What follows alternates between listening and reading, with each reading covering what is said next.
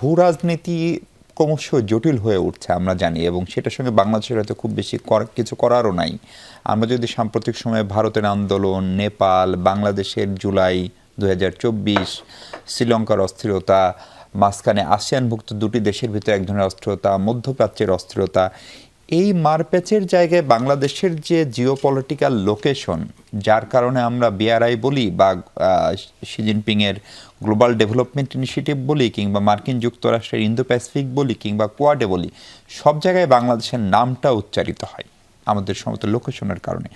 ফলে এইটাকে আমরা আসলে কতখানি কাজে লাগাতে পারছি, নাকি এইটার কোনো একটা জায়গায় আবার আমরা একটু খানিকটা কি বলে মানে ইতিবাচক অর্জন করতে পারবো, নাকি এখানে অনেক চ্যালেঞ্জও আছে, নেতিবাচকতার কোনো আশঙ্কা দেখেন? না, আমার মনে হয় আপনি ঠিকই বলেছেন, ঠিকই ধরেছেন আপনি, যে বাংলাদেশের একটা রাজনৈতিক গুরুত্ব আছে, ভূ রাজনৈতিক গুরুত্ব আছে, হয়তো বা ভূ অর্থনৈতিক গুরুত্ব আছে, এবং বৃহৎ শক্তিগুলো আমরা দেখতে পাচ্ছি গত 20 বছর ধরেই আসলে এটা নিয়ে কথা হচ্ছে, অন্তত 2010-এর পর থেকে কথা হচ্ছে। এবং আপনি যেভাবে এই যে বর্তমান বিশ্ব ব্যবস্থার যে অস্থিরতার কথা বললেন, যে চিত্র আঁকলেন আপনি, সেটিও কিন্তু খুবই ঠিক চিত্র। কিন্তু আমি এটাকে আসলে পজিটিভলি দেখতে চাই। আমি মনে করি যে এই যে একটা নতুন বিশ্ব ব্যবস্থা বা নিউ ওয়ার্ল্ড অর্ডার তৈরি হচ্ছে, এটা যে একটা মেকিংয়ের মধ্যে আছে, এটা আমরা সবাই বুঝতে পেরেছি। এটা হবার জন্য এখন এক্সপার্ট হওয়া লাগে না। এখন কথা হলো, এবং এমন একটা সময় এটা ঘটছে, এই অস্থির সময়ে, কিন্তু ঠিক সেই সময় বাংলাদেশের সরকারের পরিবর্তন হয়েছে, নতুন সরকার ক্ষমতায় এসছে, এবং নতুন অবস্থা দৃশ্যে মনে হচ্ছে নতুন ভিশন নিয়ে এসেছে, তাদের নতুন ভিশন আছে, এবং নতুনভাবে তারা বাংলাদেশের পররাষ্ট্রনীতিকে তারা গড়তে চান, নতুন বাংলাদেশ গড়তে চান, বাংলাদেশ 2.0 বলা হচ্ছে। এবং এখানে পররাষ্ট্রনীতি কী হবে তা মাত্র 4 মাস গেছে বা 5 মাস গেছে, কিন্তু আমরা সামান্য হলেও আমরা এর আলামত বা নমুনা আমরা বুঝতে পারছি যে ডিরেকশনটা কী হতে পারে। অর্থাৎ বহুপাক্ষিকতা বিস্তৃতি বাড়াচ্ছে, এখানে নতুন বন্ধু তৈরি করছে,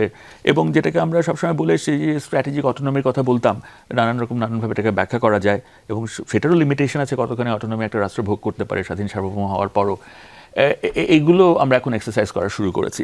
তো এই অবস্থায় এই যে বাংলাদেশের নাম উচ্চারিত হচ্ছে এবং বাংলাদেশের অবস্থার কথা আপনি বললেন, এটি ঠিক যে বাংলাদেশ এর যে পরিপূর্ণ সদ্ব্যবহার এটা আমরা করতে পারি না। আমরা সবসময় বলি ভূ রাজনৈতিক গুরুত্বের কথা বলতে গেলেই যে বাংলাদেশের যে জিও স্ট্র্যাটেজিক বা জিওপলিটিক্যাল যে লোকেশন আমরা বলি, যে দক্ষিণ পূর্ব এশিয়া এবং মধ্য এশিয়ার মধ্যবর্তী জায়গা, একটা স্টেপিং স্টোন, কিন্তু এটাকে তো আমরা আসলে এটাকে আমরা এর সুবিধাটুকু আমরা নিতে পারিনি, অথবা কীভাবে নেওয়া যেতে পারে সেটারও কোনো আমরা এক্সারসাইজ দেখি নাই গত 17 বছরে। তাই মনে করি নতুন একটা অবস্থা তৈরি হয়েছে, এবং সে অবস্থা এখন বাংলাদেশের এইটা যে এটা একটা যে নতুন একটা সম্ভাবনা তৈরি করেছে, সেটা অ্যাকনলেজ করে, সেটা অনুধাবন করে আমি মনে করি আমাদের এখন রিক্যালিব্রেট করতে হবে at different levels, multiple levels, নানান ধরনের রিক্যালিব্রেশন প্রয়োজন। রিক্যালিব্রেশনের প্রথমে যেটা দরকার, আমাদের সক্ষমতা তৈরি করতে হবে, এবং তার জন্য আমাদের আসলে যেটা দরকার, যে আমাদের গবেষণা দরকার। এটি যে শুধুমাত্র ফরেন মিনিস্ট্রি বা বিউরোক্রেটরা এককভাবে করতে পারবেন তা না, আমি মনে করি এখানে একাডেমিকদেরও দায়িত্ব রয়েছে, এবং তার জন্য এই কাজগুলোকে ডেলিগেট করতে হবে। এবং এটা নতুন সরকার এসছে বলে আমি এগুলো বলছি, যে এখানে বাংলাদেশের যেটা একটা আমরা দেখেছি যে প্রথাগতভাবে এটা হয়ে এসছে বহু বছর ধরে, আমি খুব অল্প কথায় বলছি কিন্তু বিষয়টা এই কথার থেকে অনেক বড়, সেটি হলো যে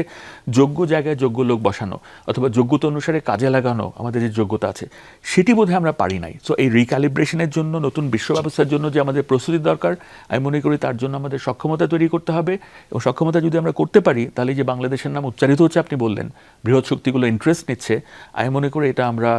কাজে লাগাতে পারি।